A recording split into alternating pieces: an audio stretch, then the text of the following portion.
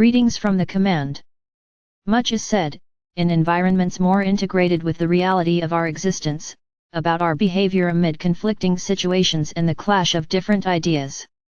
Naturally, this is also an agenda item that will be inserted into the first ranks of obligations when we can finally work together for the due improvements on the planet. Diplomacy is something we genuinely value. There are countless races throughout the cosmos and, more intimately, in the galaxy where Earth exists, there are many groups with whom we have debated extensively about certain issues in the planet's development plan. There are always meetings about important topics, concerning what can already be implemented or not, in the tone of planetary ascension, considering the numerous variables due to the constantly and fervently adjusting level of planetary consciousness. The difference is that in these meetings, there is no disrespect, rudeness, or raising of voices with tones of oppression, insult, or imposition. There are always disagreements and agreements, and naturally, when a harmonious consensus is reached, we move on to the next topic. There is always a fondness and a genuine desire for collaboration. Hierarchy and behavior in the Federation. Those who have greater expansion and light are always among the main advisors and direct instructors, because although the hierarchy is not as it often is on Earth, aboard our ships and meeting centers, there are counselors who are hierarchically respected and honored, like teachers and executive directors of divine plans. Even though the human mind struggles to understand certain dynamics in our organizations and how we deal with certain situations, respect, diplomacy, and honor towards the hierarchy are fundamental points for the minimum harmonious coexistence in our Federation. Understand that when we talk about hierarchy, we are not talking about superiors ordering inferiors, we are talking about a field where naturally the understanding of the source is broader, and there is unconditional respect for this in our environments. Clearly, no one needs to dictate rules and orders, as there is a natural consensus where everyone knows very well their role and how far they can go. In meetings, this is always very clear and evident, and even though they exist and are sometimes heated when it comes to the Earth agenda, it's never like your minds might imagine, considering the earthly reality where many have a thirst for power and control over others. Even though we know our role and have our responsibilities assured within us, listening to our superiors is always a moment of great joy and jubilation, as we are in constant learning and open to our development. There is always mutual partnership, and even in disagreements, there is respect and brotherhood, and never, under any circumstances, oppression, aggression, imposition, disloyalty, or desire for power. There is a dynamic of speaking and listening. In our debates, there is never verbal or vibrational interruption, because this clearly indicates two things: a desire for domination or fear. As you enter a new phase and we, as your space friends, seek to collaborate, we enter a synergy. You begin to understand the need for diplomacy for good coexistence. The need to understand the dynamics between boss and leader will be very evident in the daily life of a new society forming from this point, simply because true leadership is that which genuinely inspires, not just by speaking and giving orders, but by example and goodwill, leading others to a conduct that is always forward-thinking, uplifting, and inspiring.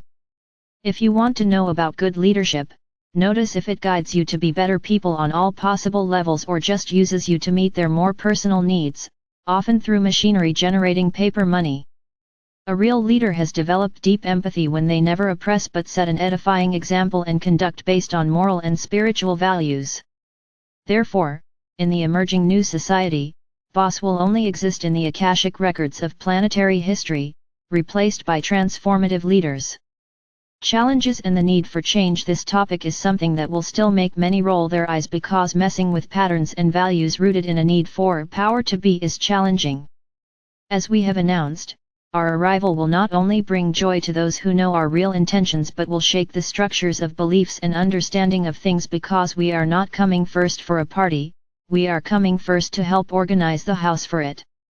Of course, organizing the house, yes, but never without the residents participating in the organization, and some will not want to change some things around, which will naturally be understandable, considering eons of moral rigidity, but it will be inevitable due to the time for change having arrived, when the house's regent, Gaia, needs to heal.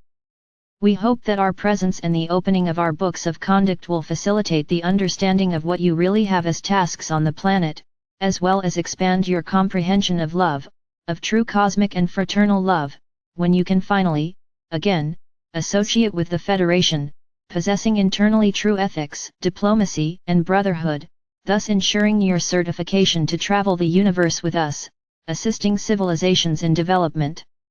And this is part of your future, for this is what we do today. It is an immense joy for us to collaborate and serve the Creator throughout the cosmos. We are in constant rejoicing for this. Friends, we know how much your freedom has been curtailed and how you could better understand life on Earth and even in the universe, but at the same time as you went through all that, you also demonstrated your strength, which never abandoned you. This is what brought us closer to you when, in the mid-80s, we began to arrive more effectively at the request of cosmic directors. Yes, we also know there is still much resistance about us and our messages, as well as whether they are truly authentic.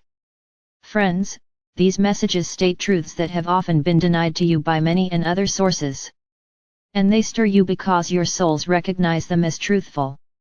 Resuming development and the end of domination the way you have been treated over the last 26,000 years has significantly undermined your ability to discern what is and isn't, as well as you have been deceived by many who dressed as leaders but were merely non-federated enforcers of enslavement.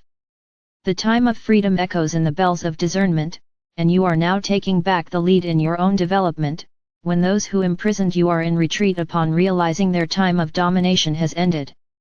You will still see, for a short time, scenarios that seem like everything continues as before, but we can assure you it's quite the opposite.